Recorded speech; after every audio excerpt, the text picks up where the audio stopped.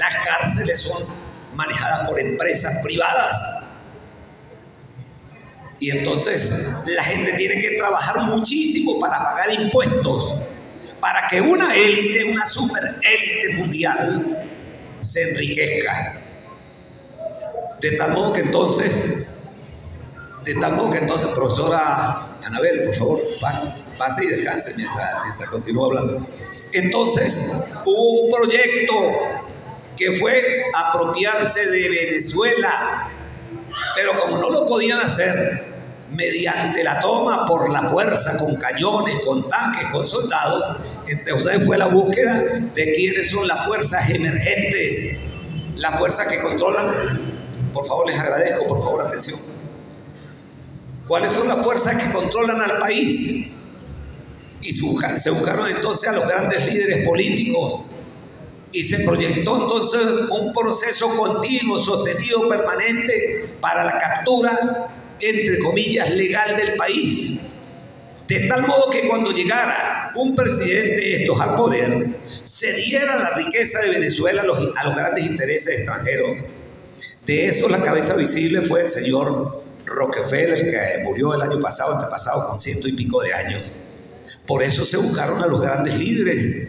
Por eso Rómulo Betancourt fue una inversión de Estados Unidos para manejar la riqueza venezolana, así como en otros países de América lo fueron otros grandes líderes.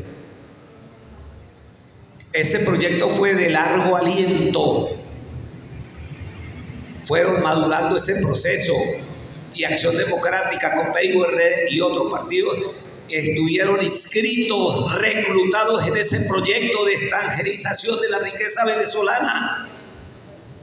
No se pudo con Betancourt, no se pudo con Pérez Jiménez, totalmente, no se pudo con Betancourt. Y empezó ese pacto de punto fijo, no fue por una gratuidad del imperio, sino porque era amarrar las principales fuerzas políticas, y que no importa, el que llegue, llegó. Lo que sí me interesa es que el que llegó esté inscrito en la agenda de mis intereses. Cuando no se pudo con Betancourt, los intereses extranjeros y norteamericanos fundamentalmente decidieron fragmentar Acción Democrática sin dividirla, y crearon a un personaje que fue Carlos Andrés Pérez, y formar dentro del Partido Acción Democrática otro partido. Por eso cuando Carlos Andrés llega en el primer tiempo, no se puede hacer mucho, y el proyecto avanzó, y de ahí vino la nacionalización, entre comillas, y vino la nacionalización de otras propiedades de la República de Venezuela. Aquí hubo peleas en la calle, aquí hubo remates de las grandes empresas del Estado.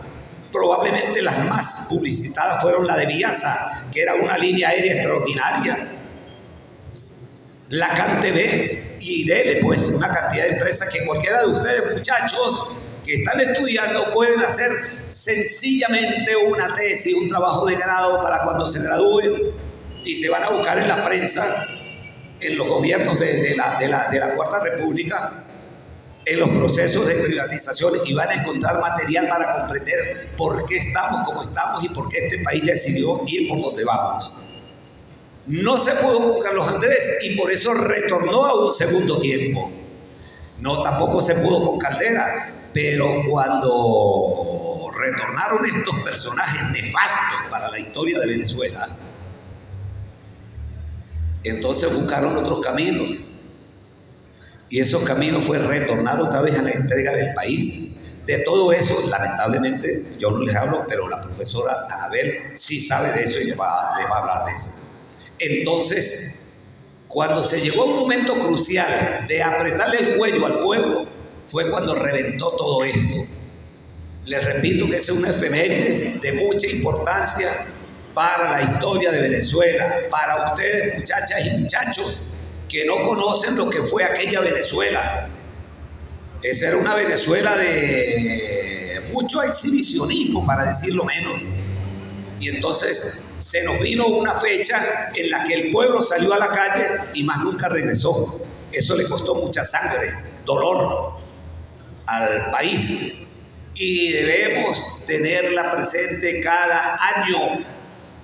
porque ese fue un toque de puerta para abrir el proceso a todo esto que nosotros estamos viviendo y de la cual ustedes forman parte, con los sufrimientos, con las limitaciones que tenemos, pero también con la construcción de un futuro que se está haciendo y que nos dará a una nación, yo no tengo dudas, muy distinta y muy promisoria dentro de poco tiempo.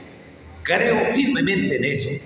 Por primera vez, nos guste o no nos guste, estemos de acuerdo o no estemos de acuerdo, se está pensando en venezolanos para Venezuela.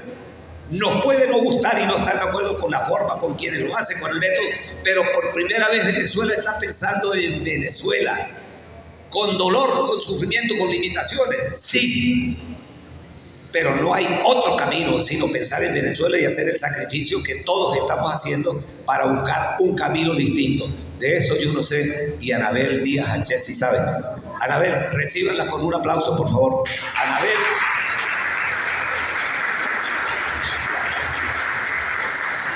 Anabel es una compañera combatiente de la calle todos los días y combatiente por los medios de comunicación, que tiene un programa. ¿Ya cuántos años tiene?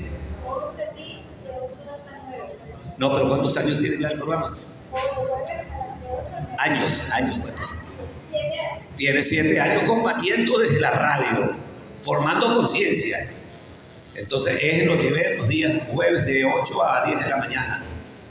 Y por allí pasan de todos los opinadores, incluyendo a quien no sabe que en una ocasión fui. Entonces, Anabel nos va a hablar sobre esta efeméride que es de suma importancia para nuestro proceso histórico. Buenos días. Bueno, ofrezco disculpas por la tardanza, pero salí temprano y todas las vías están cerradas. La Libertador, el elevado de la Urdaneta, etcétera. Entonces, eso dificultó un poco. Terminé llegando auxiliada con una moto. Así que bueno, les agradezco su paciencia. Creo que... Ajá. ¿Es para otro lado?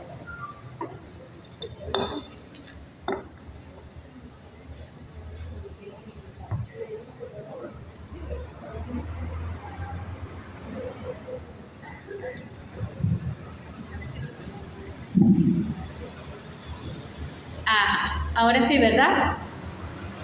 Bueno, vamos a, como dicen por allí, a tratar de ser breve. Nosotros hoy queremos hablar del 27 de febrero en la memoria colectiva del pueblo venezolano. Y pareciera que 36 años que han transcurrido desde 1989 hasta hoy es poco tiempo para los tiempos históricos. Sin embargo, cuando conversamos con los niños, cuando conversamos con los adolescentes, incluso cuando conversamos con jóvenes que están estudiando en la universidad, poco recuerdan, poco conocen, poco saben, por no decir nada, de lo que ocurrió este día. Entonces, por eso creo que es importante el esfuerzo que se está haciendo y vamos a hacer un esfuerzo también para ver si podemos proyectar un video al finalizar que no duran ni siquiera 15 minutos, es bastante corto. Agradezco al Centro Nacional de Estudios Históricos, agradezco a la cátedra Federico Brito Figueroa y gracias, mi amor, y al profesor Omar Hurtado, su presidente, al profesor Manuel Carrero, bueno, dos referentes importantes para la formación en el área de la historia en nuestro país. No hay historia muerta, no hay historia muda. Por mucho que la quemen, por mucho que la rompan, por mucho que la mientan, la historia humana se niega a callarse la boca. Eso nos lo dice Eduardo Galeano. Y pareciera que los hechos del 27 de febrero también se niegan a callarse la boca. Para el pueblo venezolano, los acontecimientos del 27 de febrero de 1989 constituyen uno de los momentos más disruptivos de su historia contemporánea. Después de transcurrido un poco más de 3 décadas, resulta interesante comparar cómo las diversas generaciones que conviven en la Venezuela de hoy comprenden los acontecimientos conocidos como el Caracas y su impronta en la memoria histórica colectiva. En el campo de las subjetividades y de los imaginarios, entendemos como memoria histórica colectiva la manera como una comunidad recuerda, se apropia e interpreta los acontecimientos de su pasado, incluso los del pasado reciente. Si nosotros interpelamos a diferentes personas, adultas de diferentes edades, sobre lo sucedido, por ejemplo, por decir un hecho más reciente, durante el golpe de Estado del 11 de abril, algunos dirán que hubo golpe de Estado y otros dirán que no hubo golpe de Estado. Por eso que la memoria histórica es importante, ¿no? De estas percepciones emergen los discursos historiográficos y también los imaginarios populares. ¿Por qué? Porque el discurso historiográfico lo hace en la mayoría de las veces, cuando hablamos de la historia oficial, cuando hablamos de historiadores que no son intelectuales orgánicos, que no están, como dice el profesor, en la calle, en la camionetica, en el metro. Cuando nosotros tratamos de reconstruir los hechos del 27 de febrero, es muy importante saber desde dónde lo estamos reconstruyendo. Si es un señor que hace un discurso historiográfico desde la Academia de la Historia, que no se ensució, que no saqueó, al que no le mataron ningún familiar, al que no vio a la policía matando a la gente, ¿verdad? Él va a tener un relato de la historia. Pero si nosotros tratamos de reconstruir esa historia y reunimos a los familiares que conformaron el comité de familiares de las víctimas, vamos a tener otra historia. Entonces, por eso decimos que de allí, de ese relato, de esas percepciones, emergen tanto los discursos historiográficos como los imaginarios populares. Y con base en estos elementos, las naciones construyen su conciencia colectiva.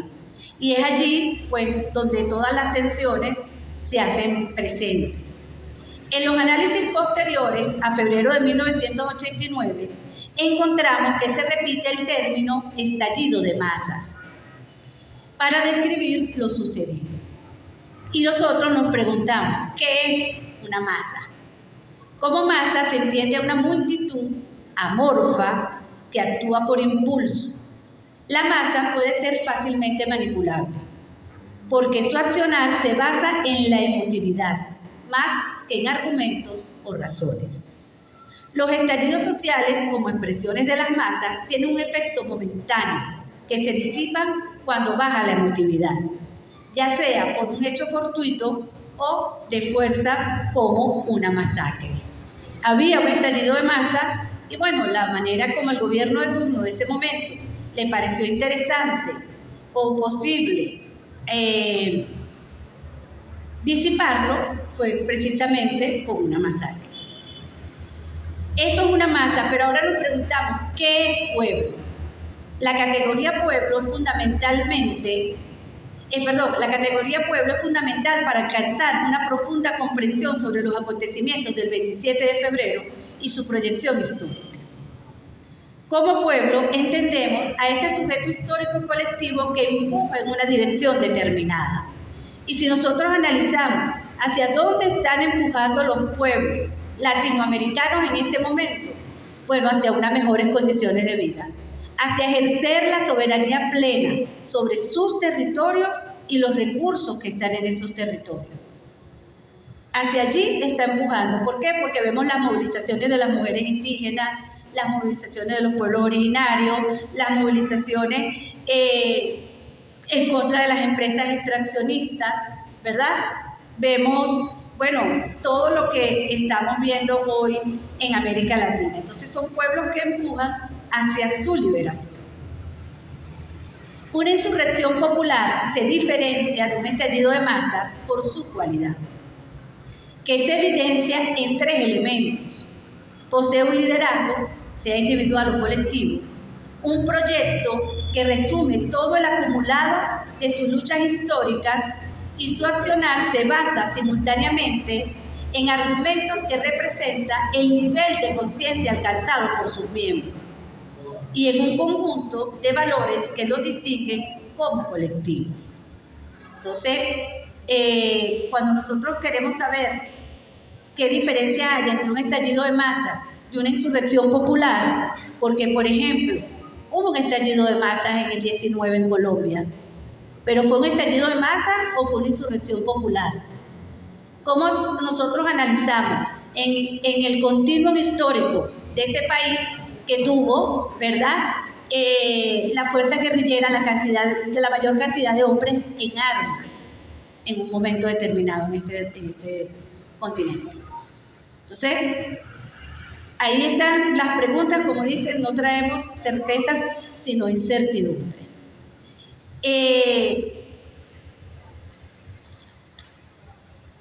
Pueblo es una unidad orgánica y organizadora con energía vital propia, constituida por sus símbolos. Por eso, la narrativa histórica y la historia como un campo de batalla. Y sobre todo, nuestros símbolos. Bolívar es nuestro principal símbolo. Y como tal, nos dota de identidad y de valores distintivos. Cuando nosotros le decimos, así sea a los niños más pequeños, una palabra con la que ellos identifican a Bolívar, te dicen libertad, igualdad, te dicen soberanía. Cuando los venezolanos pensamos en Bolívar, pensamos en una sociedad de libres e iguales. Esos son los valores que nos distinguen. Latinoamérica es hoy un territorio en disputa. Por lo tanto, la región atraviesa múltiples y simultáneos escenarios de guerra, siendo la batalla simbólica uno de ellos, donde la confrontación se libra en la conciencia de los pueblos. Y se está librando hoy en Ecuador, que va a la segunda vuelta con un presidente, bueno, que nació en Miami. Si algo tenemos que decir del presidente Noboa, es que nació en Miami y se comporta como tal, ¿verdad?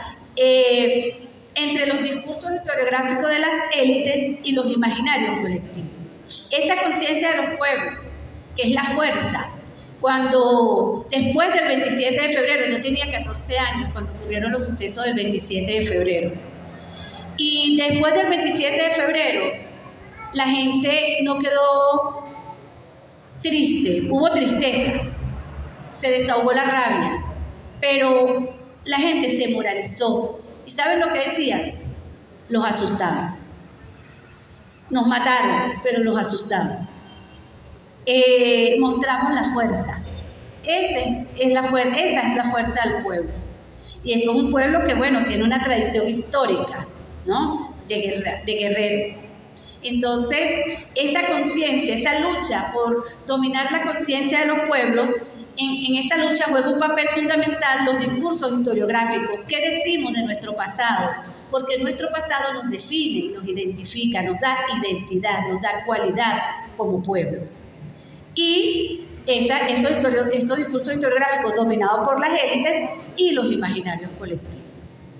El 27 de febrero representa un punto de inflexión en la crisis de legitimidad que atravesaban los partidos que dirigían la democracia representativa. Desde el 18 de febrero de 1983, conocido como el Viernes Negro, producto, entre otros factores, del abandono del patrón oro, que dio paso a la devaluación constante de Bolívar frente al dólar, después de haber mantenido su estabilidad y fortaleza como moneda nacional por más de medio siglo, aunada a la caída de los precios del petróleo, el creciente peso de la deuda externa contraída contra los organismos multilaterales y la fuga de capitales por miles de millones de dólares. Fuga de capitales que no acaba, que el bloqueo y las sanciones que ayer el gobierno de Trump reimpone a la Chevron es una manera de sacarnos y de saquear a los pueblos latinoamericanos y de saquear al pueblo venezolano. Todo el refinanciamiento de la deuda que hizo Macri y que está haciendo Milei es una fuga gigantesca de capitales, un empobrecimiento gigantesco del pueblo argentino, por ejemplo, al cual también pudiera estar frente o un estallido social o una insurrección popular.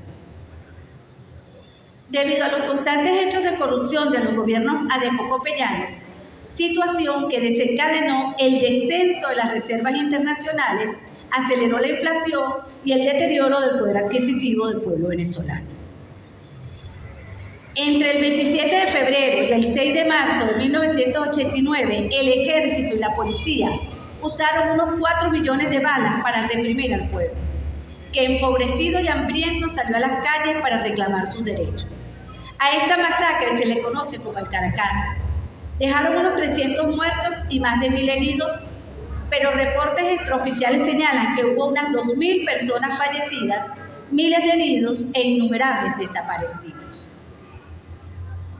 El padre Juan Vives Zulia decía que la deuda externa era vivir pagando y morir debiendo, y heredarle a nuestros hijos la deuda, ¿no?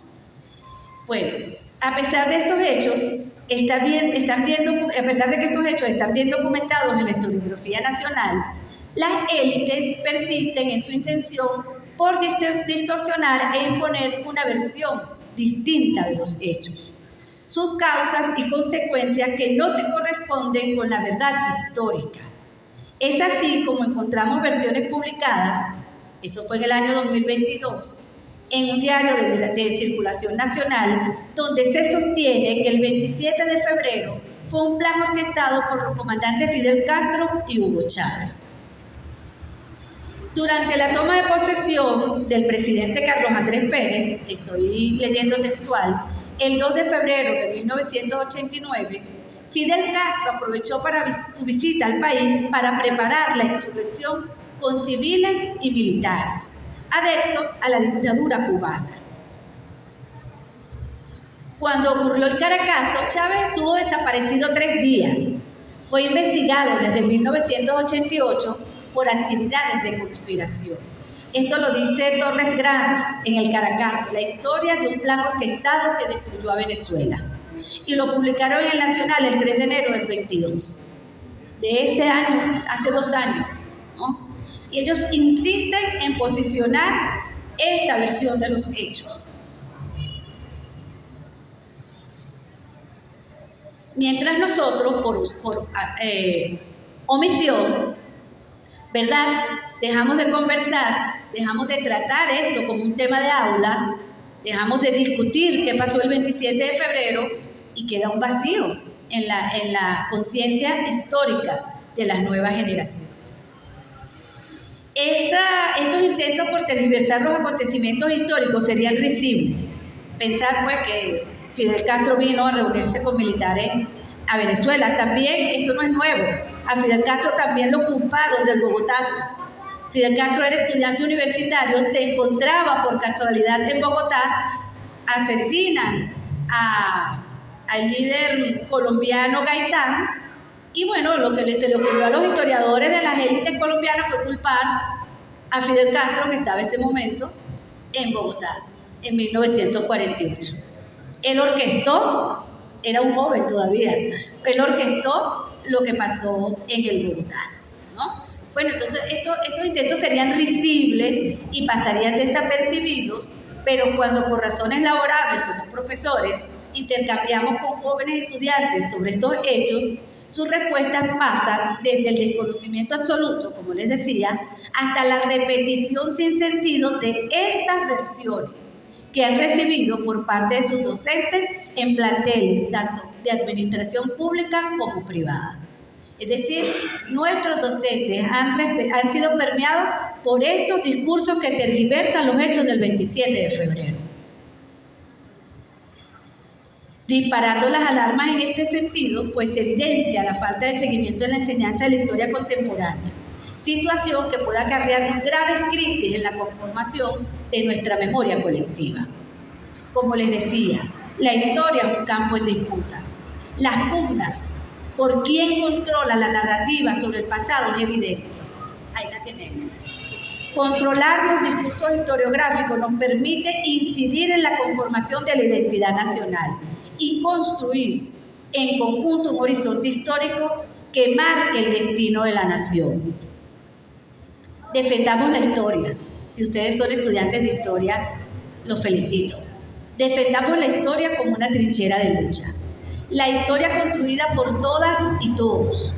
No permitamos que se impregnen narrativas falsificadoras sobre lo sucedido en una fecha común. El 27 de febrero de 1989 partió la historia de Venezuela en 2. Y veamos ¿Qué pasó después del 27 de febrero? Si la masacre logró acallar al pueblo, si el pueblo permaneció en sus casas o fuimos el pueblo más movilizado durante la década de los 90 en este continente. Todos los días había una marcha. Aquí salieron a marchar los adultos mayores, las madres, las maestras procesadoras, las madres y las maestras de los, se llamaban hogares de cuidado diario en aquel momento, donde cuidaban a los niños de las familias pobres. Salieron a marchar los enfermos renales. No hubo paz ni calma después del 27 de febrero. El 27 de febrero, lejos de asustar al pueblo, lo moralizó, porque mostró la fuerza que tenemos en la calle. Entonces, la verdad que lo sucedido es una deuda con nuestros mártires que murieron en las calles del Valle de Caracas, de Petare, de Guarena, pero sobre todo con las generaciones futuras, porque son ellas las que deben garantizar que no habrá ni perdón ni olvido, para que nunca más se repitan hechos como este. El 27 de febrero nos demuestra, como hoy nos está demostrando el pueblo palestino, como tiene años demostrándonos el pueblo saharaui, que no hay pueblo vencido. Muchas gracias.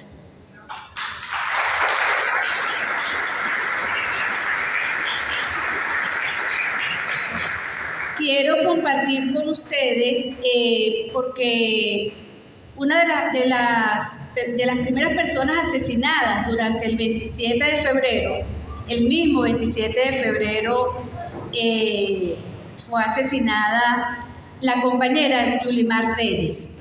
Yulimar Reyes era conocida como Yoko entre sus compañeros de la Escuela de Trabajo Social en la Universidad Central de Venezuela.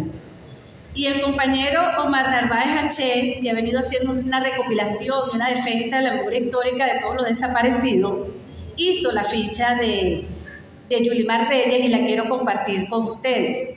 Nació en Caracas, parroquia Catia, tenía 22 años cuando fue asesinada.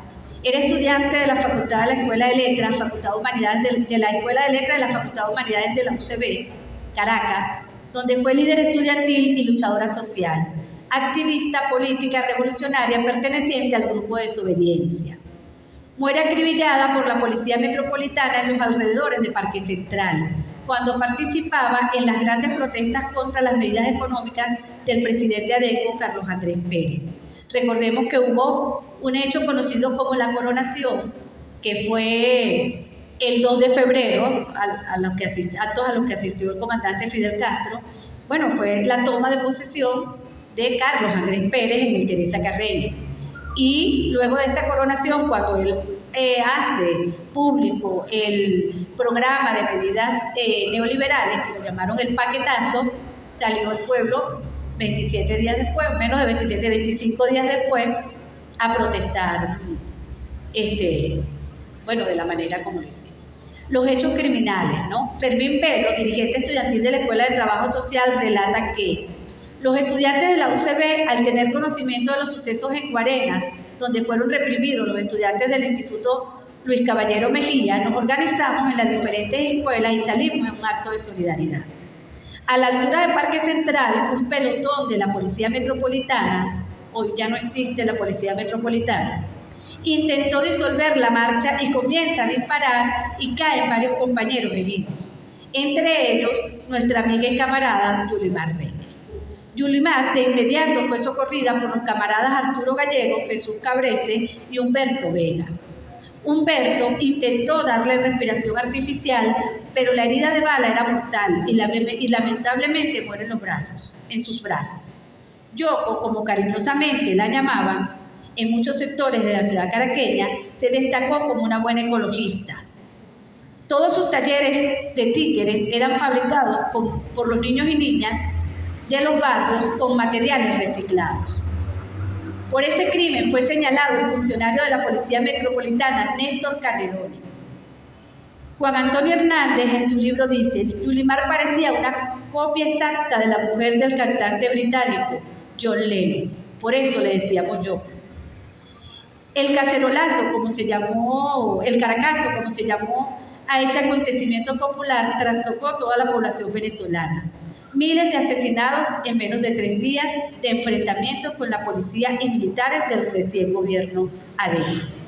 El gobierno, ante los incrementos de las protestas, no solo en Caracas, sino también en regiones como Maracay, La Guaira, Barquisimeto, Mérida, Valencia y otras ciudades, impuso un toque de queda.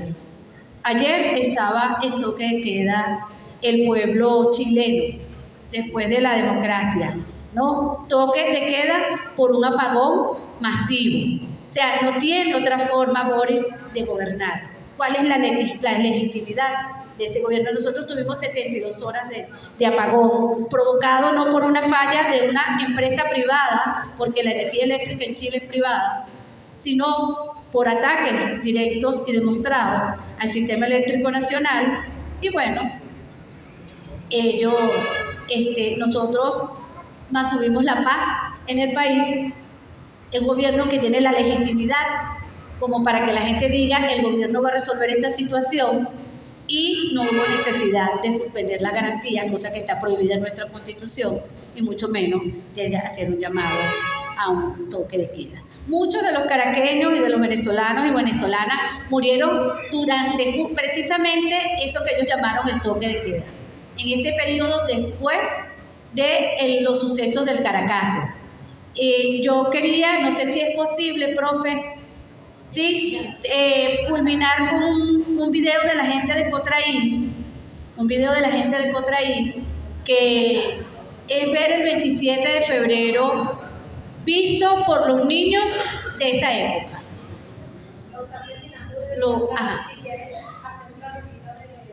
Ok, pues vamos a esperar que el video se termine de descargar para que lo podamos ver. Este material que yo les hice lectura hoy se encuentra publicado de manera digital en el libro Voces, que está en la página de Ciudad Caracas, ciudadccs.info, donde publicamos un conjunto de articulistas de ese periódico, el periódico Ciudad Caracas. En Voces, allí está publicado el 27 de febrero en la memoria colectiva, para los que lo quieran descargar allí. Y también les quería recomendar a los estudiosos y estudiosas, estudiantes de historia, la revista Tierra Firme sacó un especial del 27 de febrero, donde un conjunto de profesores escribieron. Yo recuerdo que hablaban de quiénes eran los saqueadores, si los gobiernos adecocopellanos o el pueblo que lo que hacía era restituir el derecho a la alimentación, por ejemplo. Esa revista especial a mí me gustaría que pudiéramos nosotros reeditarlo en esto que estoy llamando, en el entendido de que la verdad histórica y los discursos de las élites están atacando lo que realmente sucedió ese día y tratando de falsificar y crear otra historia sobre lo que ocurrió, y de culpar a los comandantes Fidel Castro y Hugo Chávez sobre lo sucedido. ¿Cómo nosotros podemos volver a reeditar esa edición especial de la revista Tierra Firme, donde escribieron de los mejores historiadores del momento en Venezuela, y se llamó 27 de febrero el Caracazo? Vamos a buscarla, pudiéramos conseguirla y consultarla para tener una idea más clara de cómo se estaban discutiendo las cosas en ese momento, ¿no? Me dicen que todavía no, aún no. Bueno, si alguien tiene algo que decir, algo que opinar, algo que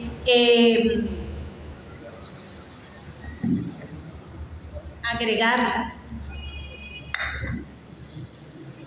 Bueno, fíjense, la profesora, la licenciada Anabel, ha hecho un recordatorio con una narrativa, ¿no? Ajá. Esa narrativa, más o menos, es muy importante, porque es de alguna manera enterándose de cómo ocurrieron algunos de los episodios de esos días. Y como decíamos al comienzo, detrás de todo eso hay un interés que nosotros no lo vemos. Caracazo lo tituló el periódico Últimas Noticias. Yo tuve la suerte de consultar con el que entonces era director, murió ya, Nelson Ruiz Martínez. y me dijo, lo primero que a mí se me ocurrió fue titularlo el Caracazo, porque yo estaba en Bogotá, en Bogotá en abril de 1948 fue Diógenes, cuando se reunió la Unión Panamericana que dio paso a la OEA en Bogotá, y hubo la muerte de Gaitán. Gaitán, el gran líder colombiano que estaba llamado para ser presidente, pero la oligarquía colombiana no lo iba a permitir y lo asesinó un matarife, un asesino en la calle. Ese juicio, para que lo sepan, todavía está bajo control de los archivos del gobierno norteamericano. Me contó su hija, Gloria Gaitán, que le pidió públicamente a Clinton que liberara los archivos del asesinato y le dijo, todavía no es tiempo. Eso me lo contó Gloria Gaitán hace unos 15 años. Entonces, Nelson Luis Martínez, periodista, director de Últimas Noticias, lo primero que se le ocurrió fue, bueno, trajo a su memoria de cómo Bogotá estalló en llamas. Y uno dice, ¿pero quemaron una ciudad? Sí, porque era la parte vieja de la ciudad y esa parte vieja estaba construida con casas de bareque, techos de madera y de caña. Y entonces el fuego quemó una parte de la vieja Bogotá. No era una ciudad construida de ladrillo y bloques, eso, sino de viejas casas coloniales. Estamos hablando de los años todavía antes de 1950. Ese bogotazo entonces le sirvió a Nelson Luis Martínez para titular en Últimas Noticias el Caracazo. Y para la narrativa de este hecho, bueno, eso empezó en Guarenas. ¿Por qué en Guarenas? El domingo anterior, esto fue un lunes, el domingo publicó el diario 2001, yo no sé si eso existe todavía, en una página central a todo color, los nuevos precios de los pasajes extraurbanos. Eso era Guatire, Guarenas, Caracas, Valles del Tuy, Caracas, Los Teques, Caracas, La Guaira, Caracas, Valles del Tuy, Valles de Aragua, Caracas, y eso sencillamente duplicaba o triplicaba lo que se venía cobrando hasta el día antes. Eso significaba que para el trabajador que venía de estos lugares para Caracas, era duplicar o triplicar el pasaje para venir y luego para regresar. Eso eran 2 o 3 bolívares, pero era una parte sustancial del porcentaje del salario que tenía. ¿Por qué lo hacían los choferes? Porque se liberó el precio de los combustibles. ¿Y por qué se liberó el precio de los combustibles? Porque era una imposición del Fondo Monetario Internacional. ¿Y por qué el Fondo Monetario Internacional, que es un gran aparato mundial que maneja las finanzas del mundo, hacía eso? Porque cuando llegó Carlos Andrés Pérez al gobierno, dijo que no encontró nada en la mochila de los reales y lo que encontró fueron deudas. Es decir, no tengo y tengo que sacar reales. ¿De dónde los voy a sacar? Acudió entonces al Fondo Monetario Internacional, que es un instrumento de los grandes poderes mundiales. Y el Fondo Monetario Internacional le dijo, sí te presto, pero yo te condiciono a que hagas esto.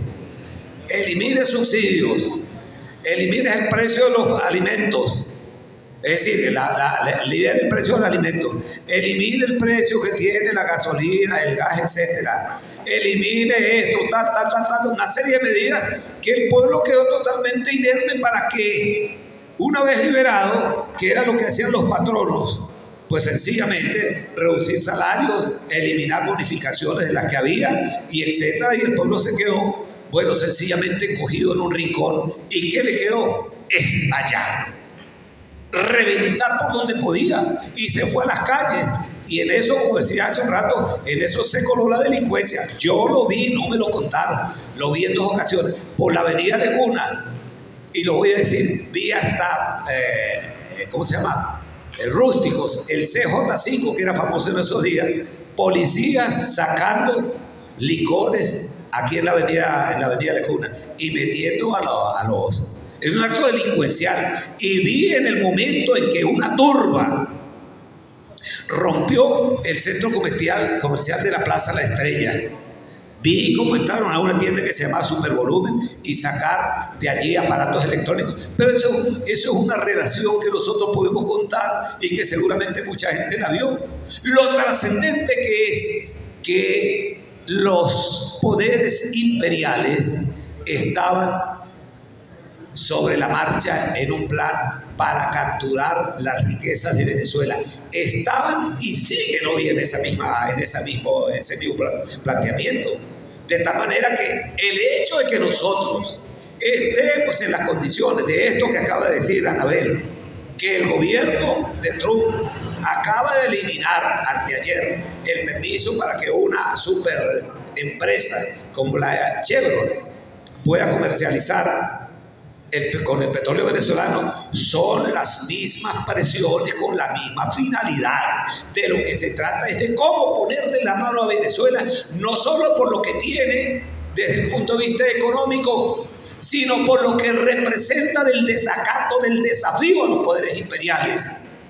Puesto que mientras Venezuela esté en esa actitud de no acatar lo que dicta un imperio, las demás naciones, así como podemos decir de Cuba, lleva 60 y pico de años haciéndole ¡pum!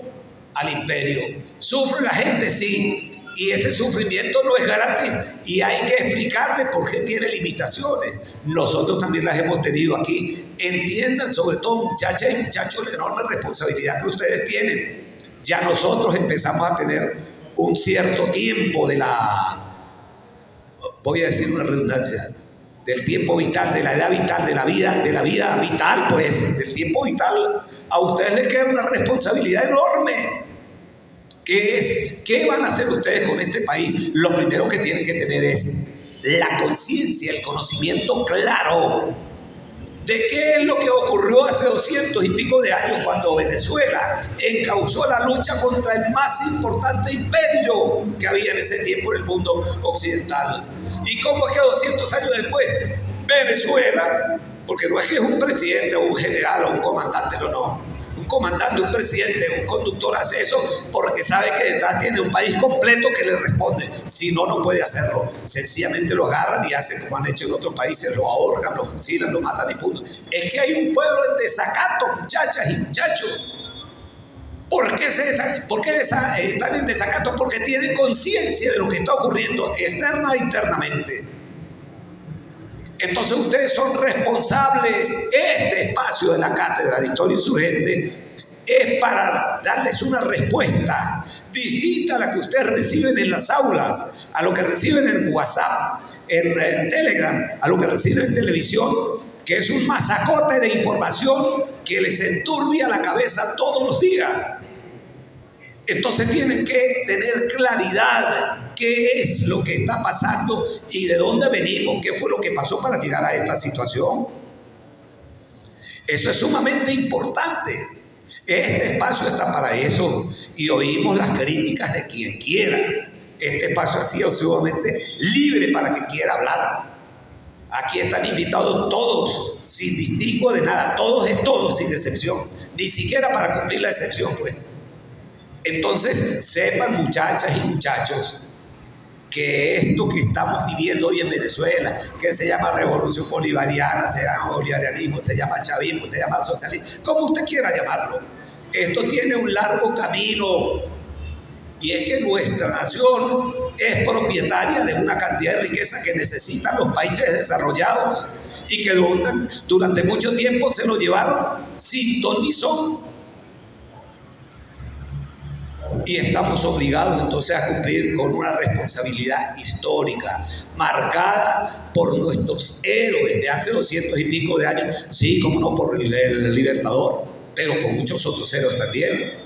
No solamente militares, civiles también, de antaño y de ocaño, de ayer y de hoy, que salen en la prensa, que salen en la televisión, que salen en la radio, que salen en libros, en artículos, en conferencias, etcétera. Todo eso se hace para que nosotros tengamos conciencia de dónde estamos parados y qué somos nosotros para el resto de Latinoamérica. Cuando vienen extranjeros del campo de la política, reuniones, conferencias, congresos, etcétera, ¿cómo han hecho ustedes para soportar esto? Porque no es fácil, y no es fácil Porque lo principio es tener aquí, consciente de qué es lo que está pasando y cómo se hace para soportar todo esto. Entonces, una parte de ese proceso es el que ha referido Anabel y otro, el que seguramente ustedes están deseosos de referir en términos breves. Dios de Molina pidió la palabra.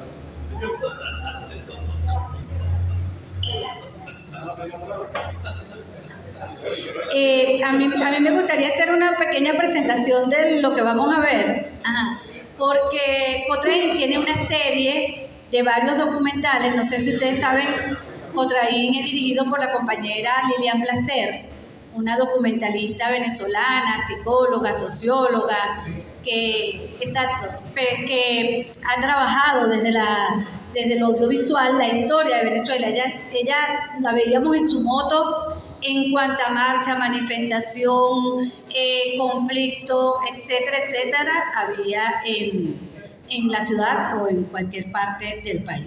Este documental es importante porque uno, preocupado por la enseñanza de la historia en el país, es cómo los niños, qué contaban los niños de la época, cómo lo vivieron. ¿Cómo lo vieron ellos? ¿Qué pensaban sobre lo que estaba pasando y por qué había sucedido el 27 de febrero? ¿No? Toma niños de diferentes,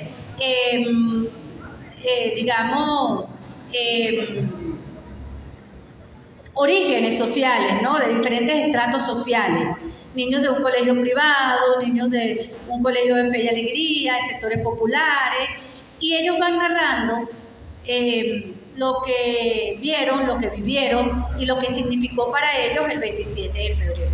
Entonces, los invito, ahora sí, todavía falta un poquito, a que lo veamos para que podamos nosotros impregnarnos de eso, porque sí, el discurso académico nos dice algo, ¿no? El recuerdo, el testimonio del adulto que estuvo allí o del adolescente. Yo tuve la oportunidad con el comandante Chávez de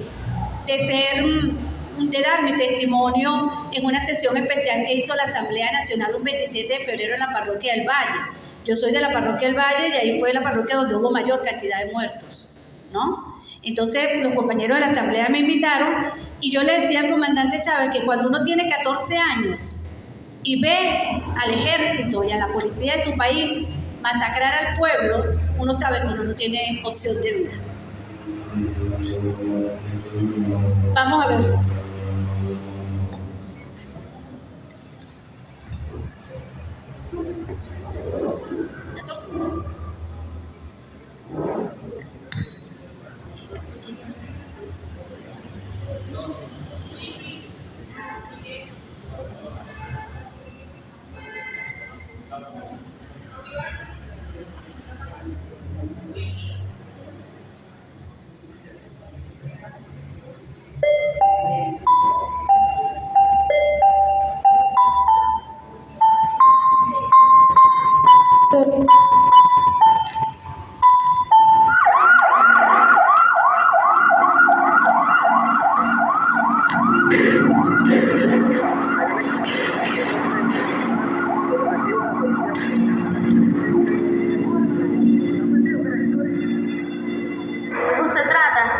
Que la gente en mi urbanización ya estaba harta del precio. Entonces ellas empezaron a obstinarse y empezaron a saquear el 27 de febrero.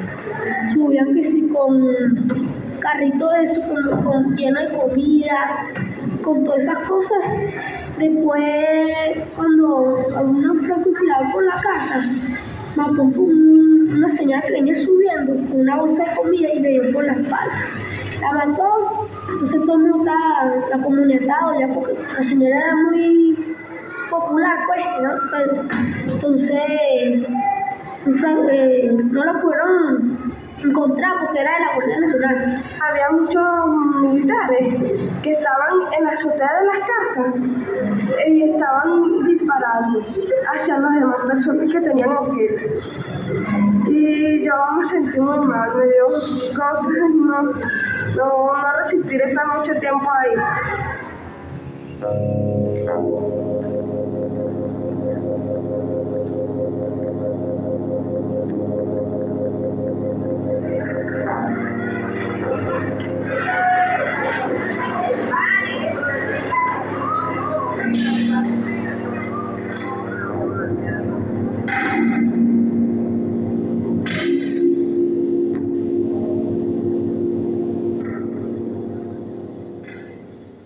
Hubo una vez un país con mucho petróleo, con mucho hierro, con una inmensidad de mar, mucho campo para los animales, mucha tierra para sembrar y muchas cosas, pero también con mucha injusticia, con mucha pobreza y muchas mentiras. Bueno, yo pienso que la mayoría de los comerciales son una lavada de cerebro, ¿no? Y también a veces los discursos del presidente de que aquí no pasaba nada y que, o sea, todo el mundo es bueno y que le van a dar leche y todo eso, pero si le preguntaban a las familias que lo piden, muchas veces no alcanzan o a veces está podrida la leche o mal. Y, o sea, eso, como dije, es una lavada de cerebro, pero llega un punto donde eso ya no le sirve. Entonces, cuando la gente se da cuenta que era pura lavada y que no era, todo era mentira lo que les decían, se disgustó y así fue que pasó eso.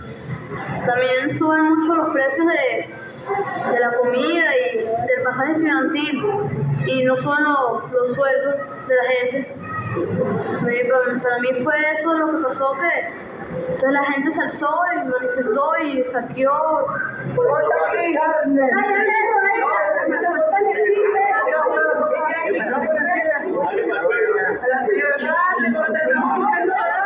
Han dicho muchas veces que era que, ¿cómo se dice? Que el pueblo lo que tenía era hambre, no tenía ninguna hambre. Lo que pasa es que estaban desesperados, los precios, la carne está muy cara, los artefactos eléctricos. Todo, pues la mamá de los niños pobres que andaban en las calles para conseguir comida para sus hijos, trabajo, empleo. Había como una acumulación de rabia, de agresividad por el pueblo. Como ya había subido siempre los precios, ya la gente se está cansando, entonces cada vez lo subía más, hasta que no pudo soportar y salió a las calles a saquear.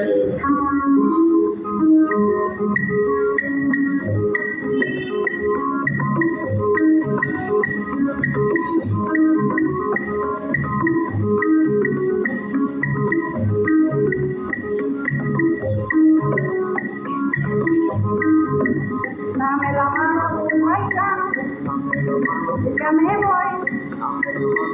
Bailando, dame la mano, que ya me voy.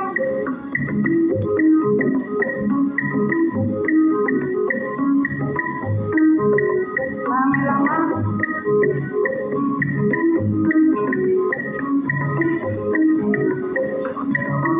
Bailando, dame la mano, que ya me voy. Dame la mano, que ya me voy.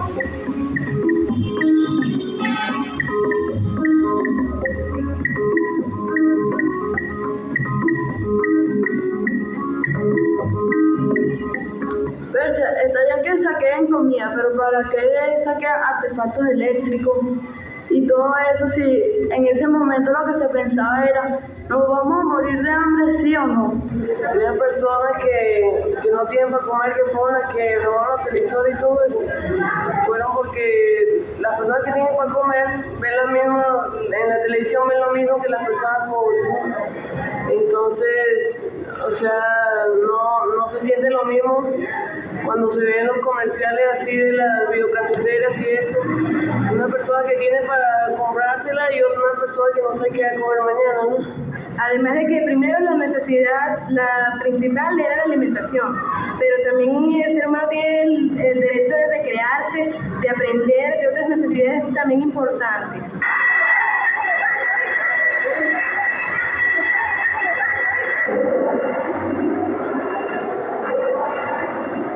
Yo vi algo de la broma de que iban a los policías con los carros, abrían la Santa María, las rejas, y entonces despacarraban y llenaban el jeep y se iban. Y entonces cuando venían querían echar plomo y todo, pero todas las personas se fueron, entonces ellos acabaron y volverse a ir. Yo pienso que como fue abuso de autoridad o fue como para engañarlo, que agarraran confianza y después masacrar. Bueno, yo pienso que la gente el gobierno se quería aprovechar para matar a la gente, porque como no pueden matar así nomás, sino que todo el tiempo viven matando a la gente sin la gente hacer nada. Los militares en ese tiempo abusaron de su poder, porque como ellos pensaban que ellos sirven a la patria, abusaron del poder, pero resulta que la patria somos nosotros, no un pedazo de tierra ubicado en una parte rural. Y yo creo que lo que ellos tenían que hacer en ese tiempo era agarrarlos presos, no matarlos. Y en el toque de queda, cuando hubo toque de queda, que un muchacho estaba asomado en su ventana, le metieron 2 tiros. Y él estaba tranquilito en su casa. Bueno, yo por lo menos, a ver, si parezca muy oye, yo preferiría que me llevara preso por unos días, porque hay una orden militar que no cumpla las órdenes y lo meten preso. Pero es preferible, porque usted ve, entonces usted tiene que pensar, así como usted mata a un hombre en la calle, ese hombre igualito puede ser su hermano, o uno puede, o sea, usted mata a una mujer, eso también puede ser su esposa, uno se tiene que poner en el lugar de la demás persona, y uno lo mata a la demás persona y uno no sabe el sufrimiento que le va a causar a la demás persona.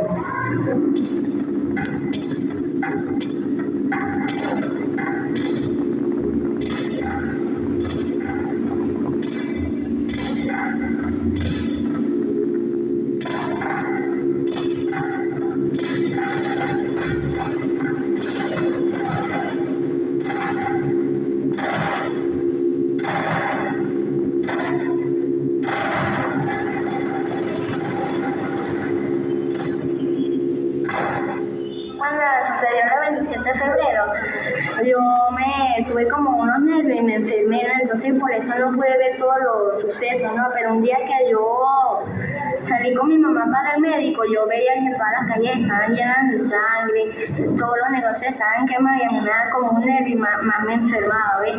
Y me brotaba, y cuando estaba en la casa, cuando escuchaba eso en la noche, yo me ponía a llorar y estaba toda nerviosa, ¿ves?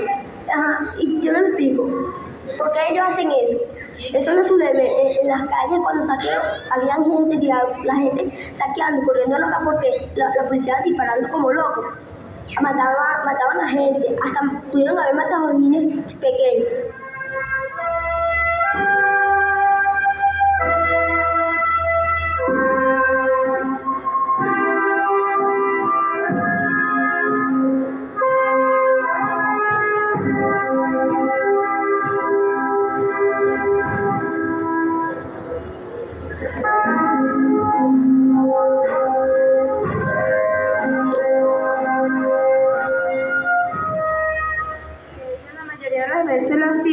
Los militares eran para que vieran quiénes mandaban, quiénes tenían poder y que ellos tenían mandato sobre el pueblo, pues. Pero por lo menos yo pienso que fue para el gobierno, el presidente, y estar tranquilo de que el pueblo no se amotinará. ¿Es que el gobierno se preocupa por el pueblo? No creo. No, el gobierno no piensa en el pueblo ni en la opinión de él, sino en su opinión y empiezan nada más a enriquecerse ellos mismos. ¿Quién es el gobierno para ustedes? El gobierno, bueno, son los políticos, la gente que tiene dinero, que maneja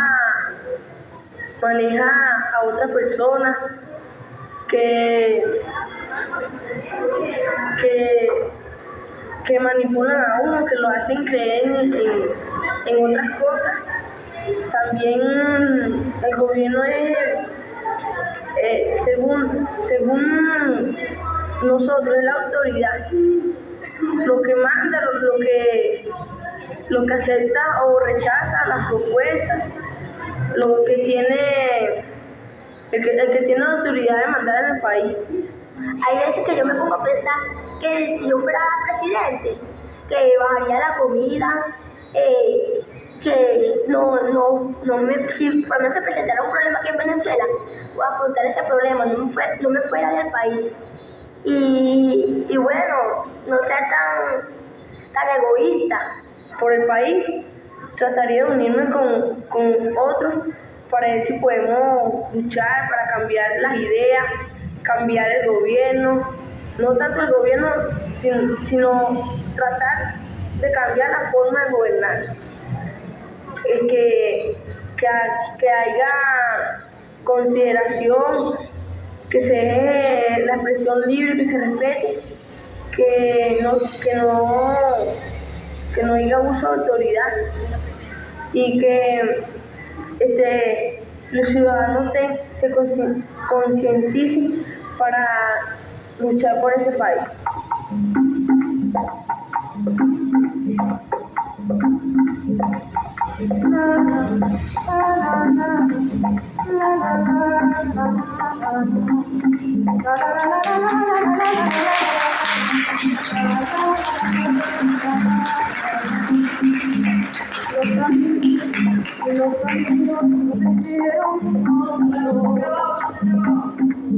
Cuando el hombre recorre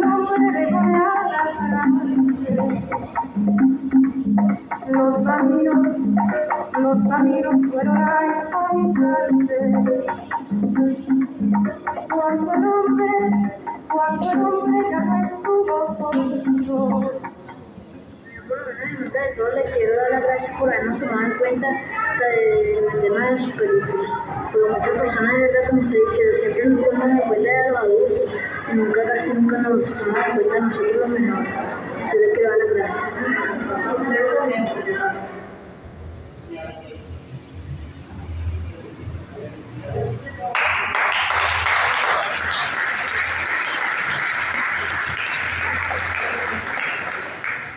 Bueno, me complace, nada de esto estuvo preparado, de verdad, agradezco a la profesora Gualquira por su agilidad para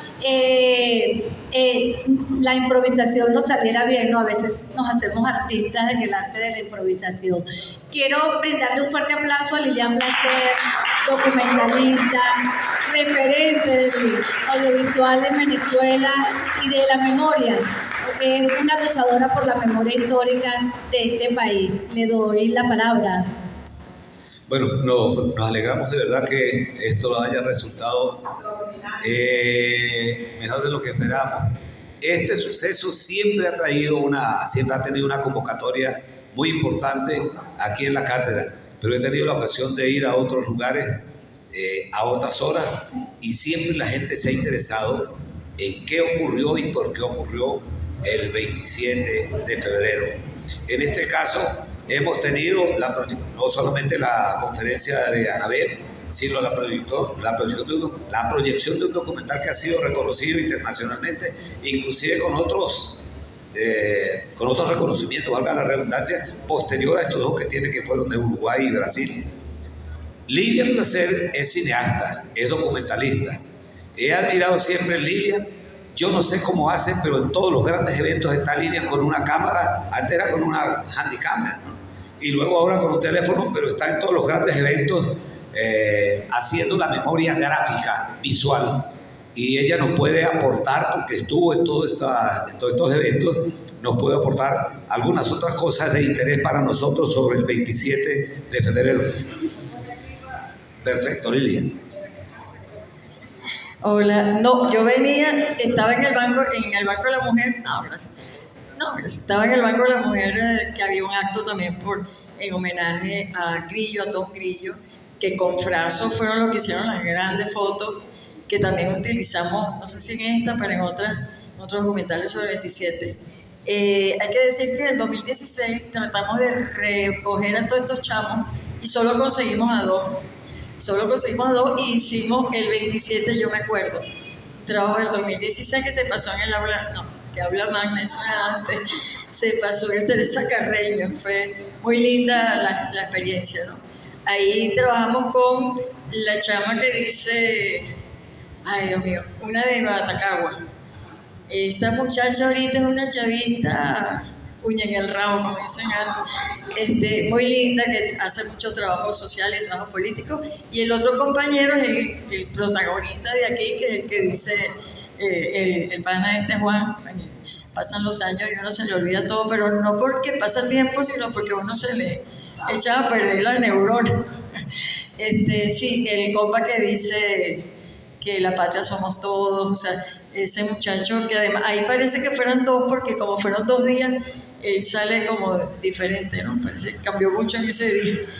pero de verdad esto comenzó porque les proyectamos el 27 de febrero, Venezuela, febrero 27 de la concertación del desconcierto, que fue la primera que hicimos, y cuando estos muchachos empezaron a intervenir en el foro, yo llamé a Lucía y le dije, Lucía, mañana empezamos a trabajar con estos chavos.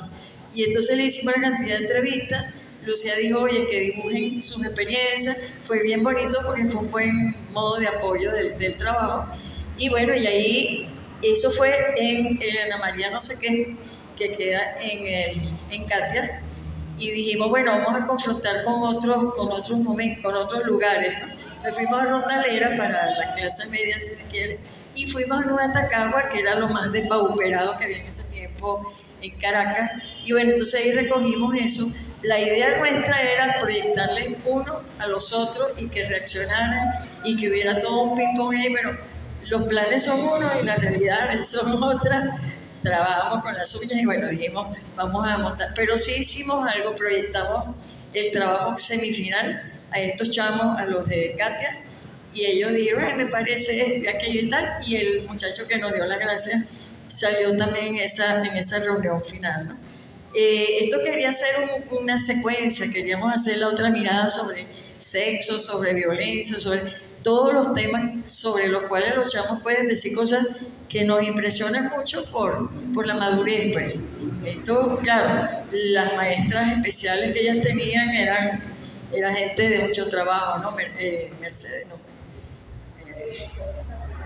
Mercedes la Rondalera, ella me regaló una carpeta con los dibujos de ellos, que no son esos, pero nos regaló mucho después. Pero bueno, el trabajo que se puede hacer con los chamos en la escuela va a hacer que tengan este nivel de conciencia, aparte de la televisión, de los discursos, de todo eso, y de nuestra conducta particular, que también es un discurso. Si decimos una cosa y hacemos otra, pues tampoco va a servir, ¿no?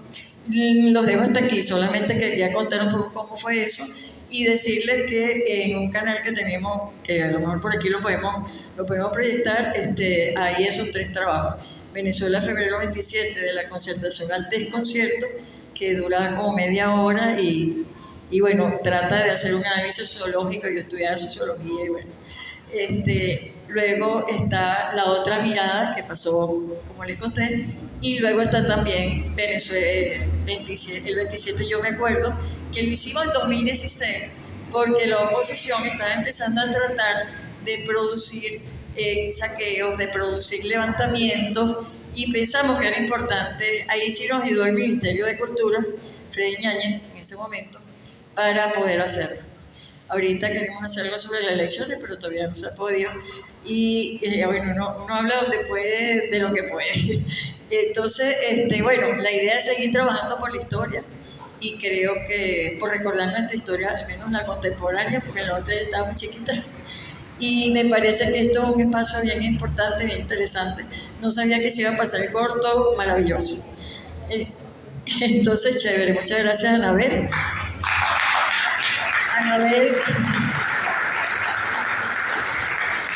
Anabel, yo siempre lo cuento, está en un trabajo nuestro que hicimos en el 92-93 con los levantamientos y marchas, etcétera, que había por la libertad de Chávez y sus compañeros, y ella aparece en esa peli. Y bueno, la vine a conocer 20 años después. Gracias y nos vemos. Gracias, Lilia, gracias. Gracias por lo que haces y por lo que eres. Vamos a darle el derecho de palabra al Señor que me lo está pidiendo. Yo sé que el señor que está allá también lo había pedido, y la profe Noemí. 3. Y cerramos porque nos estamos pasando de la hora.